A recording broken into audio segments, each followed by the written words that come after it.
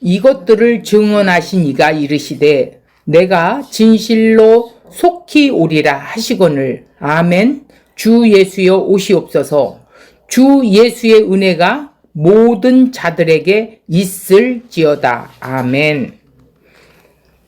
말씀은 간단한 것 같지만 우리가 이 말씀을 한번 깊이 살펴보는 귀한 시간이 되었으면 좋겠습니다.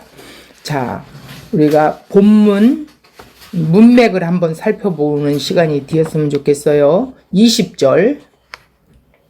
이것들을 그랬어요. 이것들이 뭐예요? 요한 계시록의 전체를 가리키는 것이죠. 십자가를 통해서 다 이루었다는 그 놀라운 내용. 이게 전체예요. 자, 증언하신 이가 이르시되 누가 증언했어요? 이 증언이라는 건 어떤 사실에 대해서 증명을 대다. 입으로 증언을 하다. 즉 증인되다 이런 뜻이거든요. 자, 증언하신 이가 이르시되 그랬어요. 말씀하시되 누구냐? 그 이가 누구냐? 예수 그리스도이시라는 거예요. 모든 성경을 증언하신 분이라는 거예요. 누가? 예수 그리스도가. 내가 진실로 속히 오리라 하시거늘 그랬어요. 이 말씀은 예수님께서 계시록 3장 11절을 보면 속히 오리니 그리고 22장 7절에 보고 또 12절에 보면 보라 내가 속히 오리니 이런 식으로 했어요. 현재형이에요.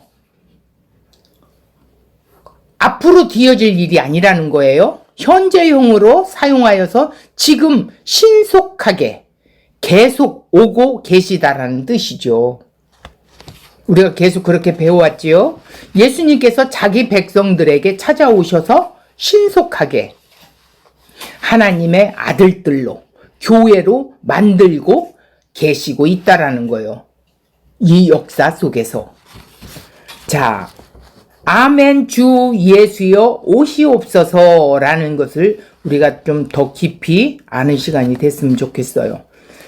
히브리어로는 아만이라는 거예요. 확증하다, 확립하다, 확실하다, 확신하다, 지지하다, 신실하다, 믿을만해, 믿다 이런 뜻이거든요. 헬라어로는 아멘이에요.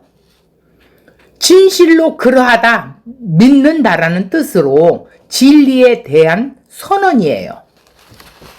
여기에서 보면 아멘 주 예수여 오시옵소서 이거를 좀 더 살펴본다면 주라는 것은 퀴리에 또 오시옵소서 에루쿠 이랬어요.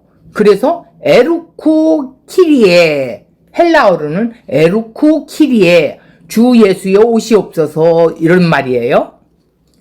주인이여 서 오십시오 이런 말이에요. 아랍어는 마라나타 이렇게 번역이 되어 있습니다. 그러니까 고린도전서 16장 22절에 보면 만일 누구든지 주를 사랑하지 아니하면 저주를 받을지어다 이렇게 하면서 우리 주여 오시옵소서 마라나타 이렇게 했단 말이에요. 자, 아멘 주 예수여 오시옵소서라는 것은 예수께서 가신 십자가의 길에 함께 하신다는 의미예요. 다시 말해서 예수 그리스도께서 계속 찾아오고 계셔서 십자가의 길을 가게 만드신다는 거예요. 언제? 지금 현재 이 역사 속에서. 그러므로 예수 그리스도의 찾아오심이 은혜를 입은 자는 새로운 피조물이라는 것이죠. 새하늘 새 땅이 된 거예요. 그래서 우리가 은혜를 알아야 되는 거예요. 21절 주 예수의 은혜가 모든 자들에게 있을지어다 아멘. 이 은혜가 있기를 원한다라는 거예요. 자, 주라고 뭐라고 그랬어요? 키리오스. 히브리어는 아도나이 이래요. 주 예수의 은혜가. 자, 은혜라는 건 호의, 선물, 자비, 은혜를 받은 자의 마음의 기쁨과 감사를 불러일으키는 거죠. 그 선물의 가치를 더 알고 싶어 하는 거예요. 이 은혜를 아는 자가. 구약에서 여호와 하나님을 부르는 호칭이 뭐예요? 퀴리오스, 아도나이 이렇게 해요. 주 예수요, 주인이시요, 모든 자들에게 있을지어다 그랬어. 모든 자라고 하니까 세상 모든 자가 아니에요. 하나님이 택하신 자들을 말하는데 그리스도의 주권과 그의 매일매일 찾아오심으로 함께 살아가는 성도를 말하는 거예요. 재림도 간절히 소망 가운데 살아가는 모든 성도들을 말하고 있어요. 모든 자라는 것이 그리스도의 은혜로 부르신 이를 인식하는 자들, 이들이 모든 자들이에요. 그들에게 주 은혜가 있을지어다 이랬어요. 아멘이라는 거예요. 맞습니다. 옳습니다. 이런 뜻입니다. 자, 원고로 들어가 보겠습니다. 오늘 주제가 주 예수의 은혜가 라는 주제를 놓고 계시록 하면 예수 그리스도의 계시라고 그랬어요. 계시로 보지 않으면 어떻게 돼요? 잘못 해석할 수가 있어요. 계시록은 미래에 뒤어질 어떤 그런 일이 아니에요. 묵시 속에서 이미 일어난 일을 지금 이 역사 속에서 자기 백성들에게 보여주고 드러내주는 뭐예요? 계시라는 거예요. 즉 성도는 천국을 현실의 삶 속에서 드러내고 보여주는 것이 바로 계시입니다. 반드시 속히 이루실 일, 뒤어질 일, 이게 뭐예요? 언약으로 해석을 해야 하는데 언약으로 해석하지 않으면 안 되겠죠. 자, 언약으로 해석 안 되면 어떻게 돼요? 계시록을 마무리하는 시점에서 우리가 다시 확인하는 것은 흔히 하는 생각들처럼 계시록은 미래에 일어날 비밀을 암호 풀듯이 풀어야 하는 책이 결단코 아니라는 것을 다시 한번 말씀하고 있습니다. 또 어떤 특정한 사람만 해석할 수 있는 신비한 책이 아니라는 것입니다. 하나님의 말씀 전체가 신비라면 신비라고 할 수 있겠지만 계시록만 특정화가 비밀스러운 책이라고 할 수 없어요. 하나님의 비밀은 복음이에요. 곧 하나님의 왕국이신 즉 예수 그리스도가 비밀이라는 거예요. 계시록 10장 7절, 에베소서 6장 19절, 누가복음 8장 10절에서 보면 이르시되 하나님의 나라의 비밀을 아는 것이, 잘 들어보세요, 너희에게는 허락되었으나 다른 사람에게는 비유로 하나니 이는 그들로 보아도 보지 못하고 들어도 깨달지 못하게 하려 함이라. 왜 그럴까요? 하나님은 사랑이시라는데 누구에게는 그것이 들려지고 깨달아지는데 누구에는 비밀로 되어 있어요. 깨달을 수가 없어요. 그래서 너희와 그들이라는 거예요. 골로새서 1장 26절, 이 비밀은 만세와 만대로부터 감추어졌던 것인데 이제는 그의 성도들에게 나타났고 그랬어요. 성도들에게만 나타났다는 거예요. 27절, 하나님이 그들로 하여금 이 비밀의 영광이 이방 가운데 얼마나 풍성한지를 알게 하려 하심이라 이랬어요. 이 비밀은 너희에게 계신 그리스도 신이 곧 영광의 소망이니라 이랬어. 이 비밀이 그리스도이십니다. 하나님 왕국이고 복음이며 복음의 비밀이라고 했어요. 같은 것인데 비밀이 허락되어야 하는 것이에요.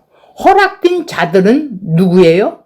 누가복음 8장에서 말한 대로 너희들이라는 거예요.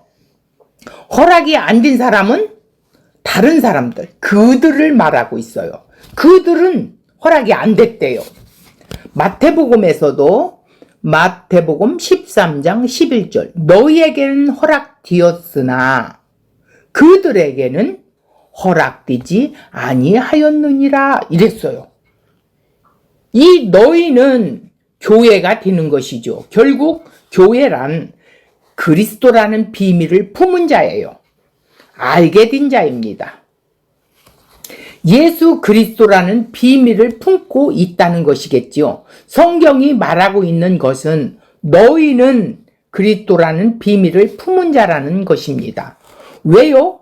세상은 예수 그리스도를 알지 못하기 때문에 그렇다는 거예요. 그래서 그들이라는 거예요. 세상이 그들이에요.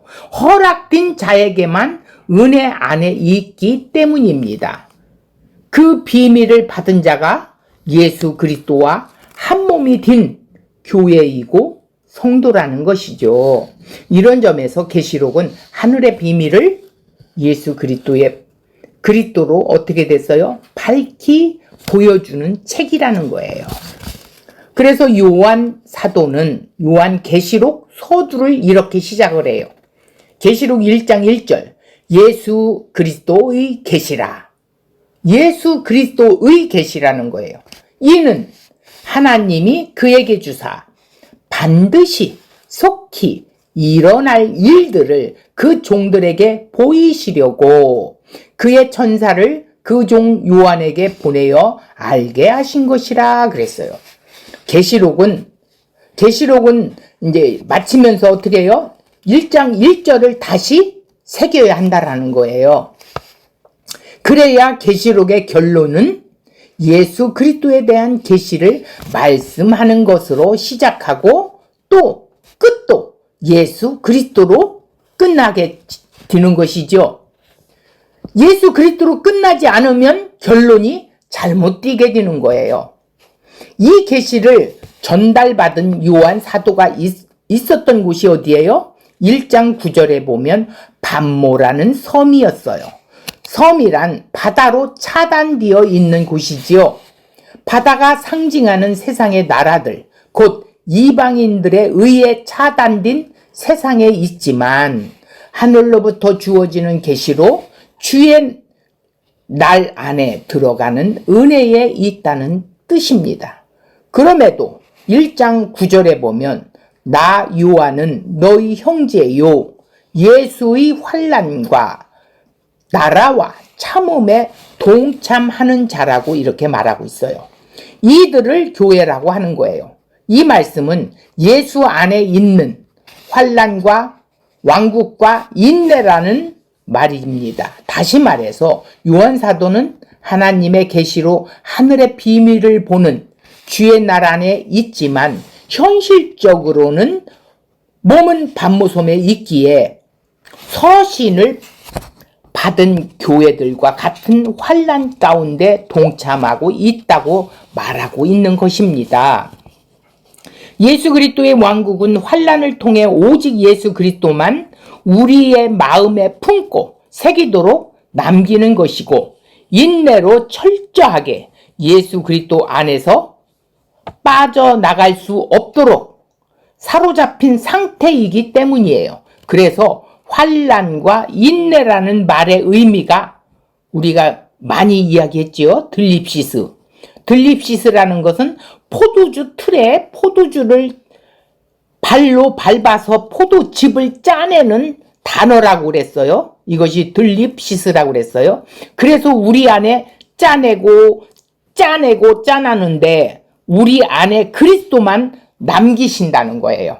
그러니까 우리 안에 필요 없는 것들은 다 빼내고 예수 그리스도만 우리의 마음에 자리하게 한다라는 그런 뜻이죠. 그 십자가의 은혜만 있게 만드신다는 것입니다. 자, 인내란 휘포메노 전에도 말씀드렸습니다. 아래 붙잡아 두다, 내어 두다, 내가 참아야 한다라는 그런 것이 아니에요. 하나님의 다스림 안에 있도록 붙들어 주는 것을 이렇게 말하고 있어요. 내가 하는 게 아니라고 그랬어요. 하나님이 붙잡아 주시는 거예요. 그러니까 내가 참는 것이 아니라 우리 안에 성령께서 그리스도 안에 십자가의 길을 가도록 붙잡아 매어 사로잡힌 상태라는 것이에요. 계시의 핵심은 하늘의 비밀을 드러내므로 세상의 실체를 보여주는 것이죠.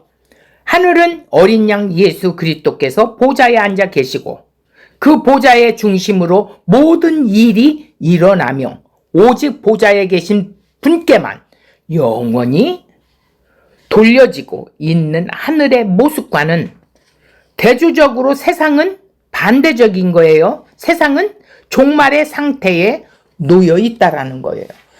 묵시 하늘의 세계에서는 이미 이루어진 거지만 이 세상 종말의 상태에 지금 현실적으로 놓여 있다라는 것이죠. 따라서 예수 그리스도와 한 몸 된 교회 성도는 하늘의 비밀을 품은 자이기 때문에 세상의 현실을 보는 자가 아니라 어떻게 한다? 하늘 보좌를 중심으로 살아가는 자라는 거예요. 하늘 보좌의 중심으로 살아가는 자예요. 이런 자가 교회고 성도예요. 하늘 보좌를 확인함으로 세상에서는 날마다 자기를 부인하고 십자가에 죽는 것이죠. 나는 없어져야 돼요.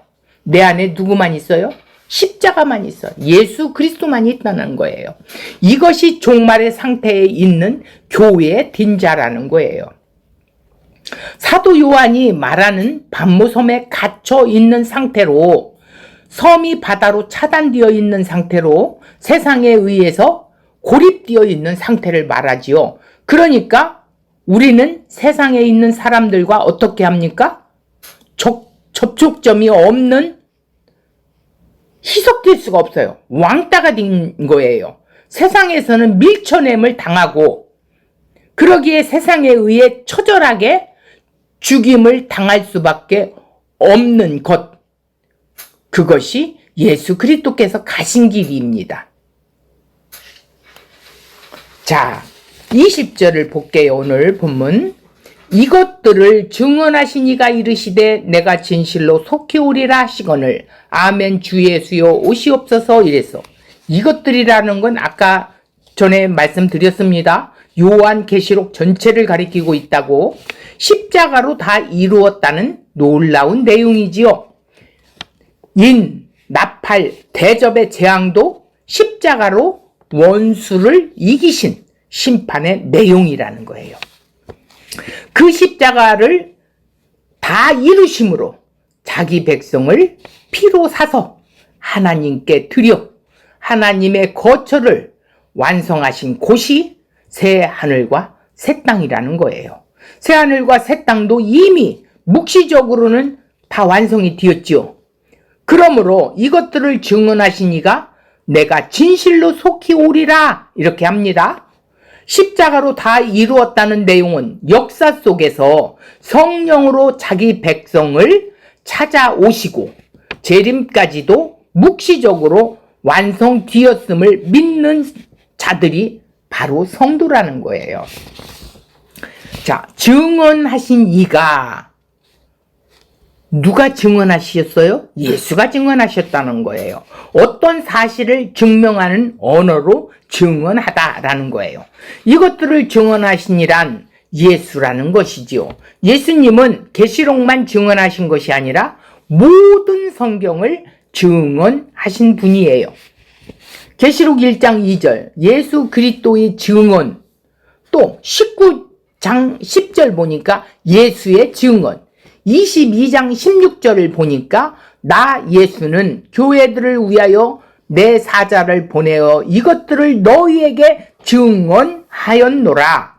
나는 다윗의 뿌리요 자손이니 곧 광명한 새벽별이라 라고 말씀하셨으므로 계시록에서는 그 누구의 증언이 아닌 1장 5절 충성된 증인, 다른 말로 믿음의 증인, 3장 14절 충성되고 참된 증인이라고 말하고 있습니다.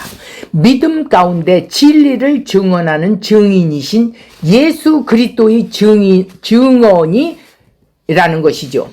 계시록의 모든 말씀은 예수님께서 친히 보여주신 환상이고 말씀이라는 것입니다. 성경 말씀 전체도 마찬가지입니다. 결코 어떤 개인의 이야기가 아닌 하나님의 말씀이라는 거예요. 그러므로 이 계시록은 계시록을 비롯한 성경 전체가 보여주는 것이 뭐냐? 우리에게 관한 것도 아니고 나에 관한 것도 아니에요. 오직 언약의 말씀이신 예수 그리스도에 대한 계시라는 거예요. 진리이신 예수 그리스도 그분만이 오로지 진리를 드러낼 수 있다라는 거예요. 그래서 그리스도의 계시라고 이렇게 말하고 있어요. 목회자가 전하는 것은 계시인 진리를 풀어서 증언하는 것일 뿐입니다. 구약에서 모세를 통해 말씀하신 것과 다르지 않지요? 같은 겁니다.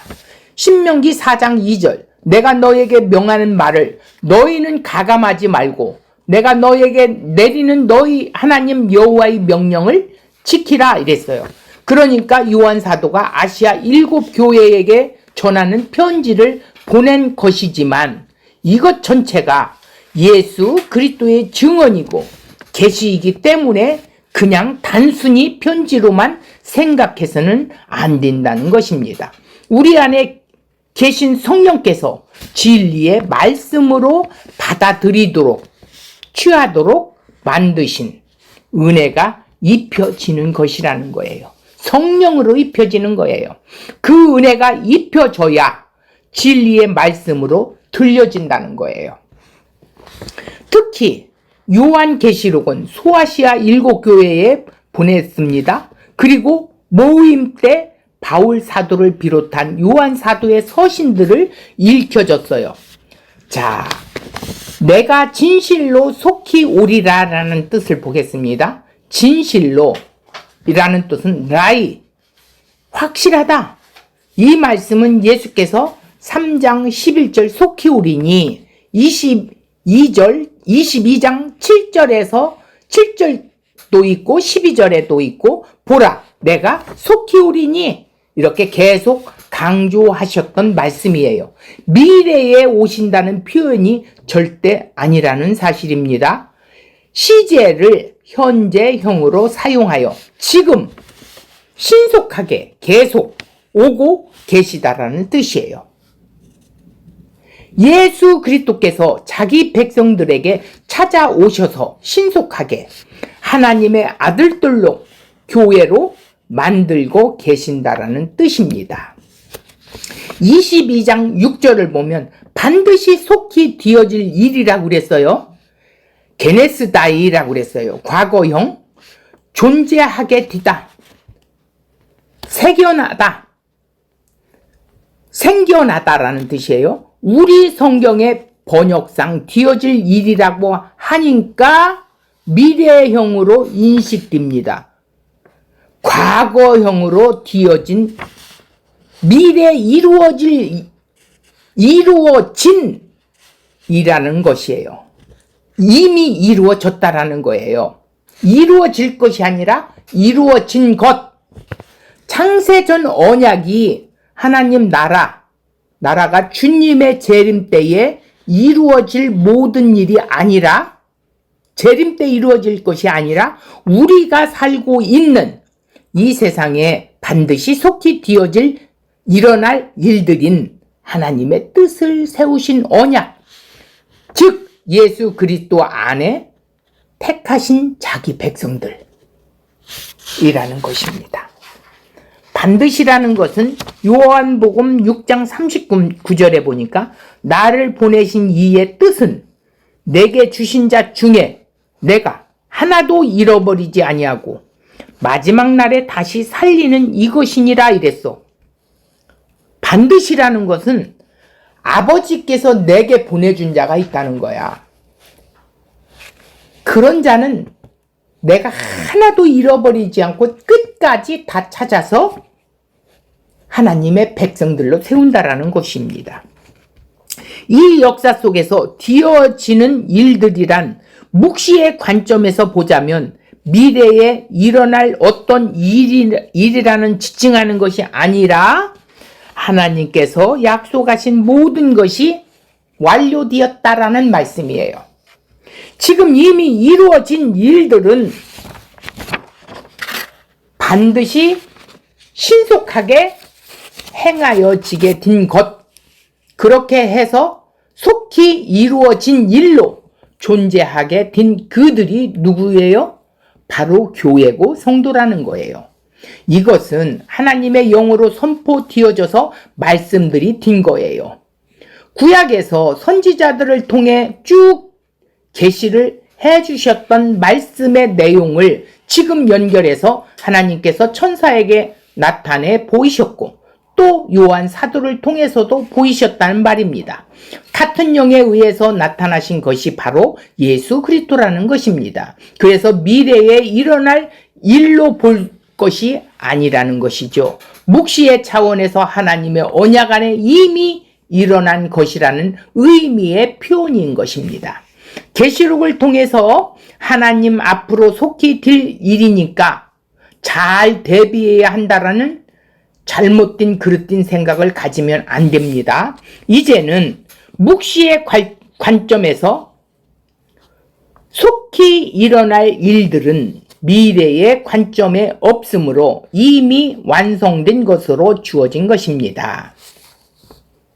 묵시와 역사의 관점에서 혼돈하고 있습니다. 묵시의 관점에서 성경은 이미 구원이 완성되었어요. 이루었다고 표현합니다. 역사의 관점에서는 하나님이 이루어 가시는 것이지요.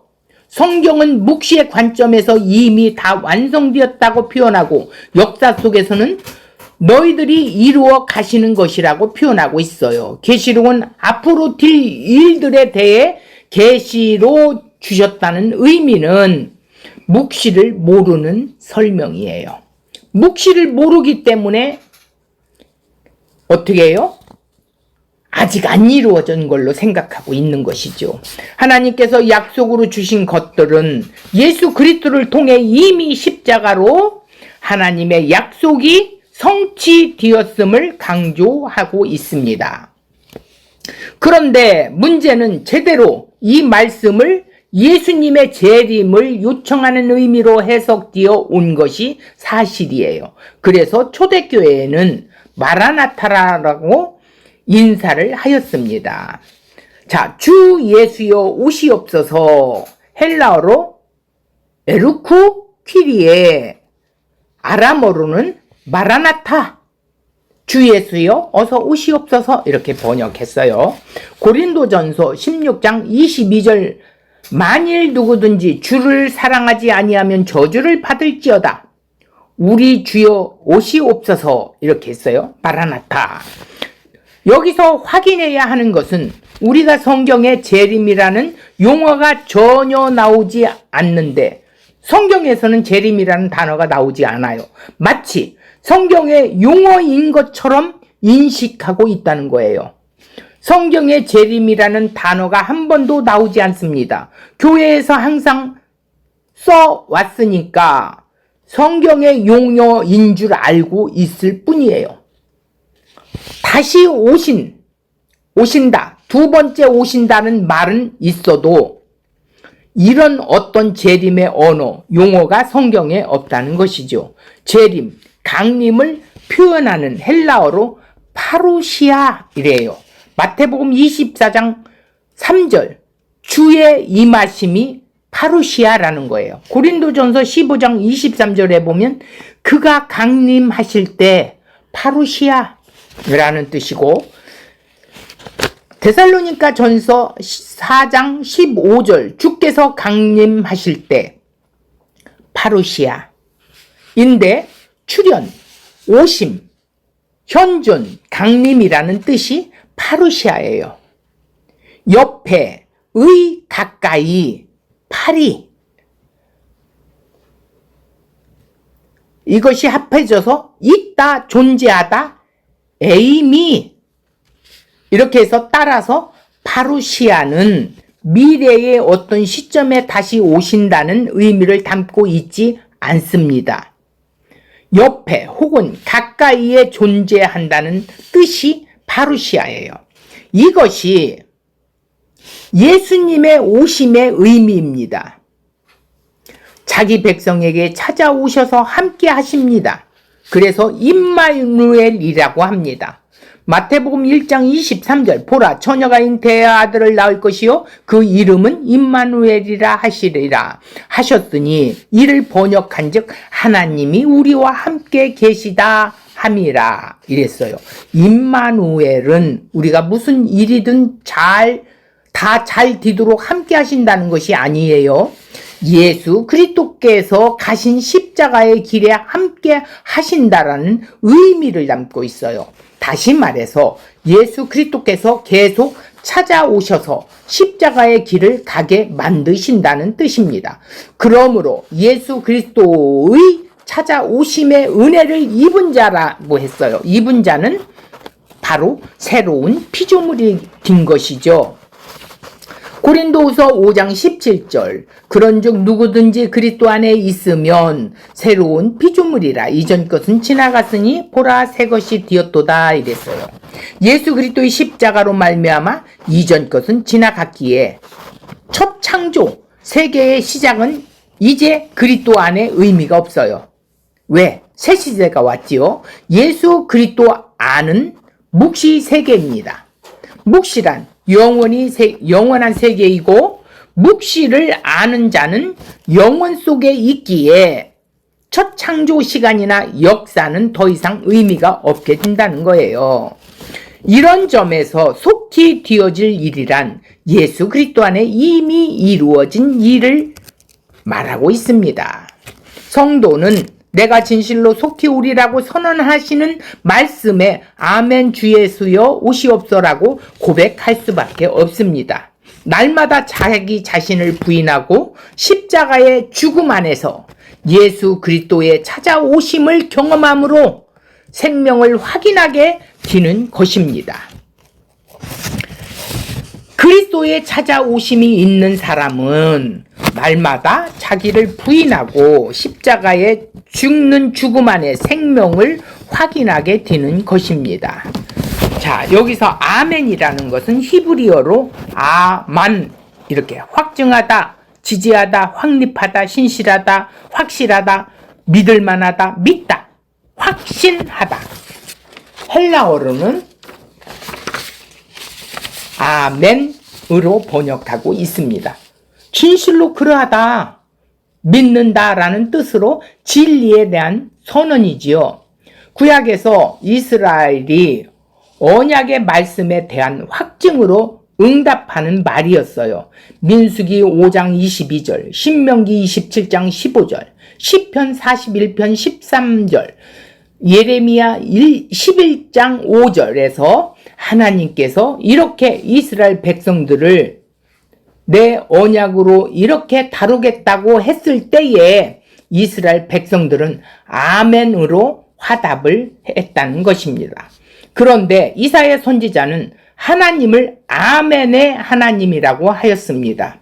예수님께서 아멘 아멘이라고 말씀하심으로 구약에서 언약으로 말씀하신 여호와 하나님이 바로 자기 자신이라는 뜻으로 나타나셨다는 것입니다. 우리 성경에는 진실로 진실로라고 번역하였습니다. 아멘 아멘의 하나님, 아멘 아멘 말씀이라는 의미입니다. 요한복음 1장 51절 내가 진실로 말한다. 거짓말이 아니다. 그런 의미가 아니에요. 나는 아멘의 하나님이라는 강조한 표현이 아멘 아멘 진실로 진실로라는 거예요. 21절 주 예수의 은혜가 모든 자에게 있을지어다 아멘 그랬어요. 자, 주 예수의 은혜가 라는 건 퀴리오스라겠어요. 히브리어는 아도나이, 구약에서 여호와 하나님을 부를 때 호칭하는 거예요. 아도나이 여호와 하나님께서 어떻게 예수 그리스도로 오셨다라는 거예요. 여호와 하나님이 이 땅에 예수 그리스도로 오신 것이지요. 사도행전 2장 21절 주의 이름을 부르는 자는 구원을 받으리라 이랬어요. 구약의 요엘서에서 주는 여호와 하나님이십니다 이랬어요. 베드로가 설교하면서 이 말씀이 예수 그리스도에게 성취되었다고 선언합니다. 구약에서 아도나이라 부르는 그 여호와 하나님이 예수 그리스도로 이 땅에 오셨다는 뜻입니다. 계시록은 이 모든 것을 주 예수의 은혜로 마무리하는 거예요. 천지 창조도 은혜이고 종말도 은혜이기 때문입니다. 혼돈과 공허, 흑암 가운데 있는 땅을 말씀으로 품은 하나님의 영이 일하려고 하셨던 그것을 말씀이신 예수 그리스도께서 완성하셨습니다.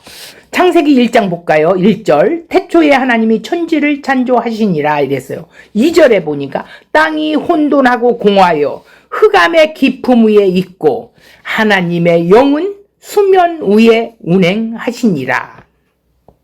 그러므로 천지 창조와 종말의 과정에 어린 양의 예수 그리스도의 십자가 은혜로만 생명되는 것이 창조의 완성이고 우리는 십자가 앞에 나의 죄악을 토설할 뿐입니다. 우리가 억울하고 힘든 삶의 문제를 해결해주는 나를 위한 그런 재림, 성경에는 그런 건 없어요. 신자에게 재림이 언제 있었으면 좋겠습니까? 이런 질문에 대부분 뭐라고 그래요? 답들은 이래요. 빛이 쪼들릴 때, 어떤 자에 의해서 자존심이 상했을 때, 힘들고 고난당하고 있다고 생각이 들 때 예수님이 빨리 오셨으면 좋겠다. 또 우리가 아파서 막 너무 힘들었을 때 아유 주님이 빨리 오셨으면 좋겠어. 이런 말 흔히 많이 하지요. 자, 크루즈 여행하는 자가 재림을 기다리겠습니까? 그렇게 우리가 요구하고 있어요. 그런 재림은 성경에 없다는 거예요. 우리의 요청이 아닌 하늘에서 날마다 일방적으로 찾아오셔서 오직 자기 십자가만 남기시는 말씀을 성취하는 은혜이기 때문이라는 거예요. 그래서 오늘 또 자기 십자가의 길로 이끌어 말씀이 되게 하시는 은혜 안에 살아가는 것이라는 것이죠. 자, 그 밑에 보면 은혜라는 단어가 있습니다. 은혜, 호의, 선물, 자비라는 뜻이에요. 은혜를 받은 자의 마음의 기쁨과 감사를 불러일으킨다는 거예요. 그 선물의 가치를 더 알고 싶어 하겠지요. 자, 이게 은혜예요.